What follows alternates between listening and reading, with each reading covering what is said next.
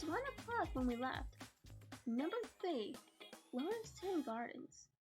Sherlock Holmes led me to the nearest telegraph office, whence he dispatched a long telegram. He then hailed a cab and ordered the driver to take us to the address given us by Lestrade. "There is something like first-hand evidence," he remarked. "As a matter of fact, my mind is entirely made up upon the case, but still, we may as well learn all that is to be learned." "You amaze me, Holmes," said I. "Surely you are not as sure as you pretend to be of all these particulars which you give." "There is no room for mistakes," he answered. "The very first thing which I observed on arriving there was that a cab had made 2 ruts, with its wheels close to the curb. Now, up to last night, we have had no rain for a week, so that those wheels which left such a deep impression must have been there during the night. There were the marks of the horse hooves too, the outline of one of which was far more clearly cut than that of the other 3, showing that there was a new shoe, since the cab was there after the rain began, and was not there at any time during the morning. I have Gregson's word for that. It follows that it must have been there during the night, and therefore that it brought those 2 individuals to the house." "That seems simple enough, and said I, "but how about the other man's height?" "Why, the height of a man, in 9 cases out of 10, can be told from the length of his stride. It is a simple calculation enough, though there is no use my boring you with figures. I had this fellow stride both on the clay outside and on the dust within. Then I had a way of checking my calculations. When a man writes on the wall, his instincts lead him to write about the level of his own eyes. Now that writing was just over 6 feet from the ground, it was child's play." "And his age?" I asked. "Well, if a man can stride 4.5 feet without the smallest effort, it can't be quite in the sheer and yellow. That was the breadth of a puddle on the garden walk, which he had evidently walked across. Patent leather boots had gone round, and square toes had popped over. There is no mystery about it at all. I am simply applying to ordinary life a few of those precepts of observation and deduction which I advocated in that article. Is there anything else that puzzles you?" "The fingernails and the trigraphy," I suggested. "The writing on the wall was done with a man's forefinger dipping in blood. My glass showed me to observe that the plaster was slightly scratched in doing it, which would not have been the case if the man's nail had been trimmed. I gathered up some scratch ash from the floor. It was dark in color and flaky, such an ash as is only made by a trinophrine. I have made a special study of cigar ashes. In fact, I have written a monograph upon the subject. I flattered myself that I can distinguish at a glance the ash of any known brand, either of cigar or of tobacco. It is just in such details that the skilled detective differs from Gregson and Lestrade type." "And the florid-faced?" I asked. "Ah, that was more of a daring shot. Oh, I have no doubt that I was right." "You must not ask me that at the present state of my affair." I passed my hand over my brow. "My head is in a whirl," I remarked.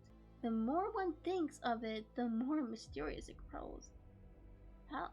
How came these 2 men, if they were 2 men, into an empty house? What has become of the cabman who drove them? How could one man compel another to take poison? Where did the blood come from? What was the object of the murderer? Since Robbie had no part in it. How came the woman's ring there.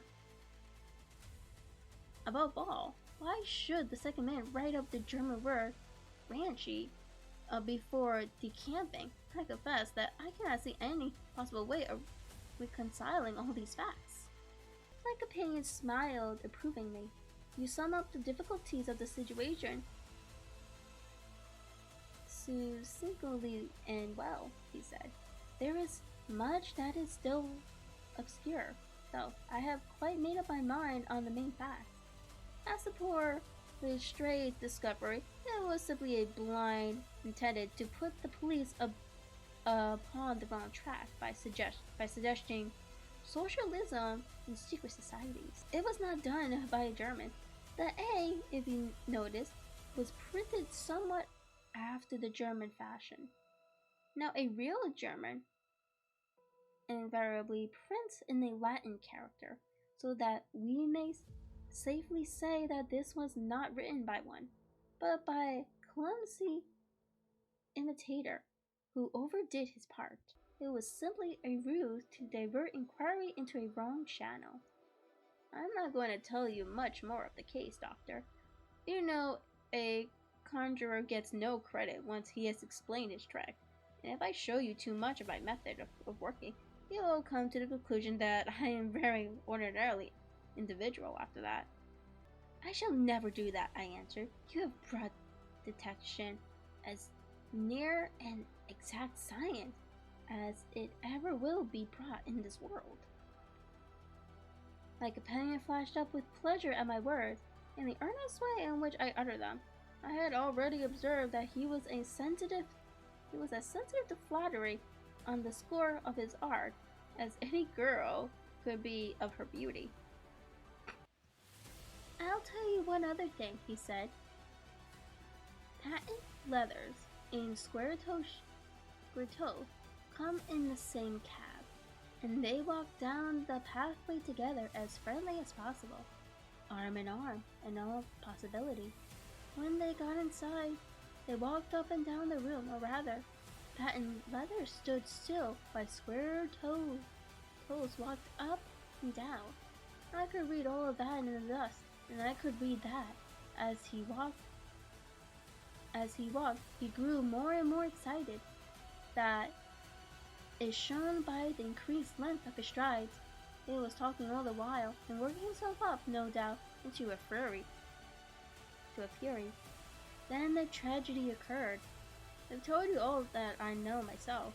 For the rest is mere surmise and conjecture.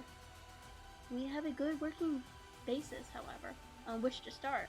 We must hurry, for I want to go to Hale's concert to hear Norman Neruda this afternoon.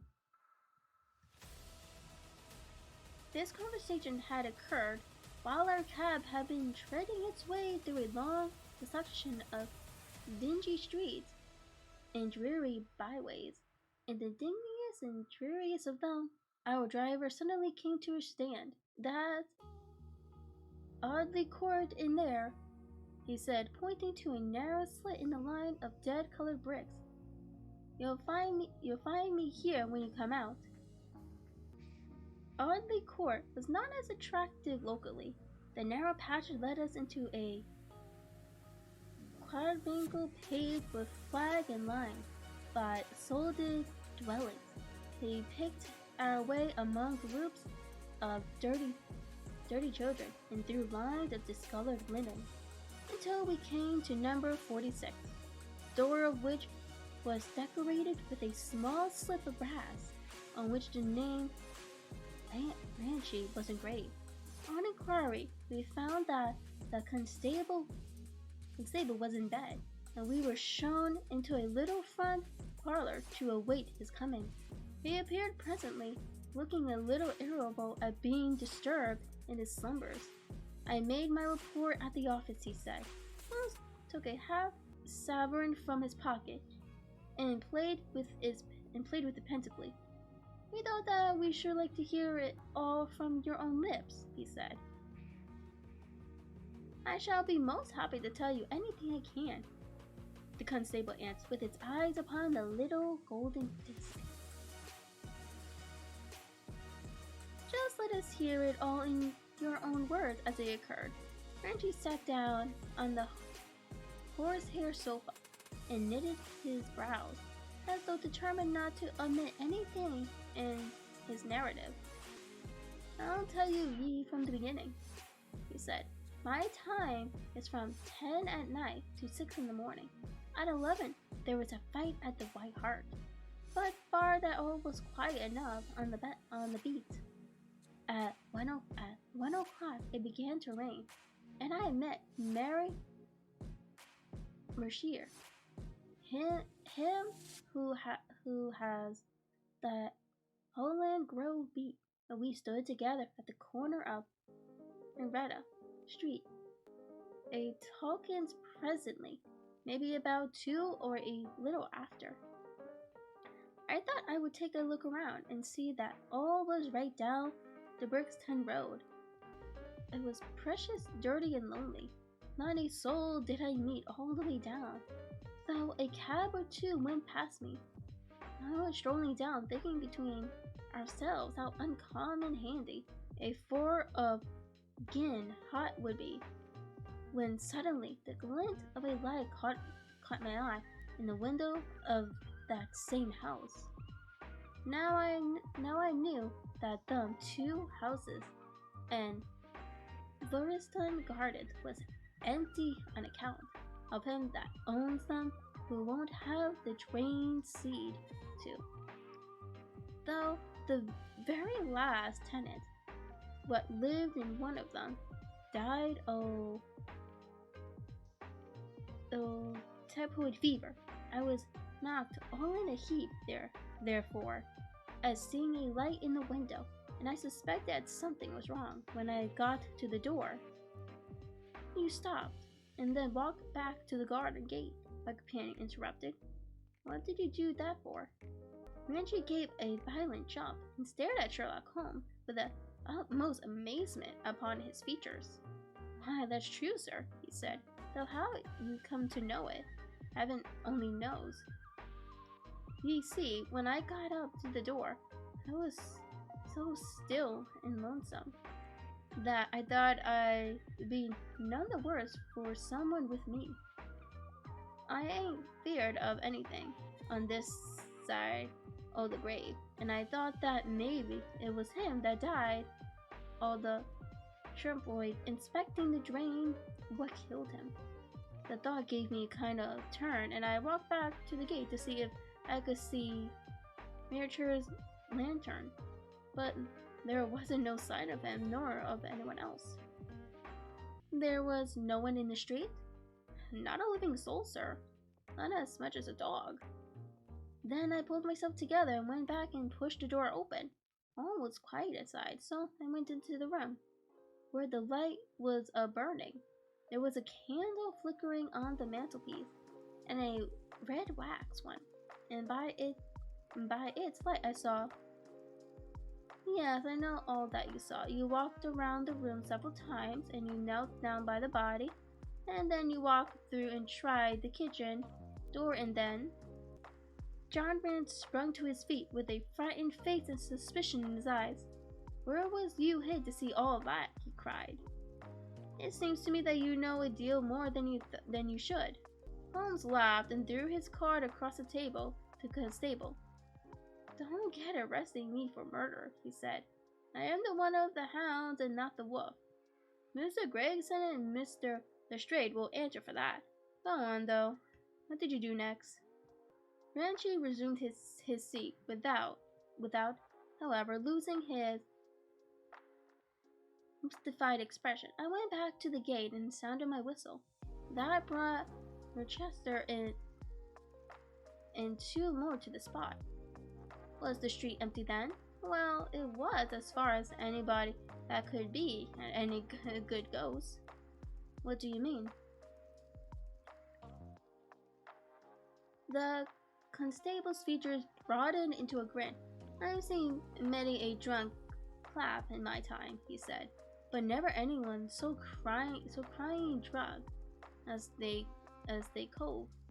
He was at the gate when I came out, leaning up, aging the railings, a singing at the pitch of his lungs about Columbine's new fangled banner, or some such stuff. He couldn't stand far less help. What sort of man was he? Asked Sherlock Holmes. John Ranchi appeared to be somewhat irritated at this digression. He was an uncommon drunk sort of man, he said. He'd found himself in the station if we hadn't been so took up. His face, his dress, didn't you notice them? Holmes broke impatiently. I should think I did notice them, seeing that I had to prop him up, me and Rochester between us. It was a long chap, with a red face, the lower part muffled round. That will do, cried Holmes. What became of him?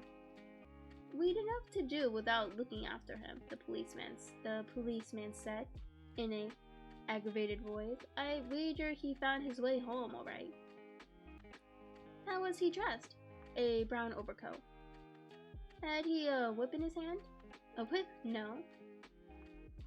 He must have left it behind, muttered my companion. He didn't happen to see or hear a cab after that? No. Here's a house sovereign for you, my companion said, standing up and taking his hat. I'm afraid, Ranchi, that you'll never rise in the force. The head of yours should be for use as well as ornament. You might have gained your sergeant's stripes last night.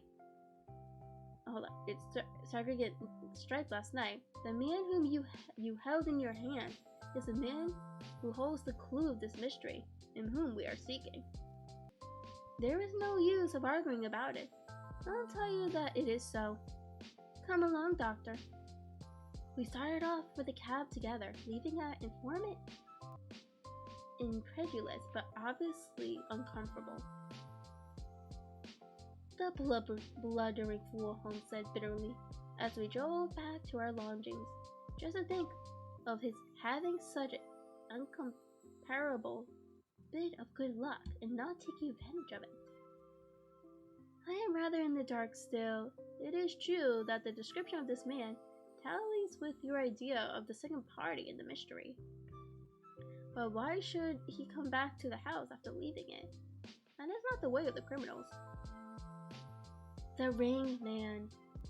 The ring that was what he came back for.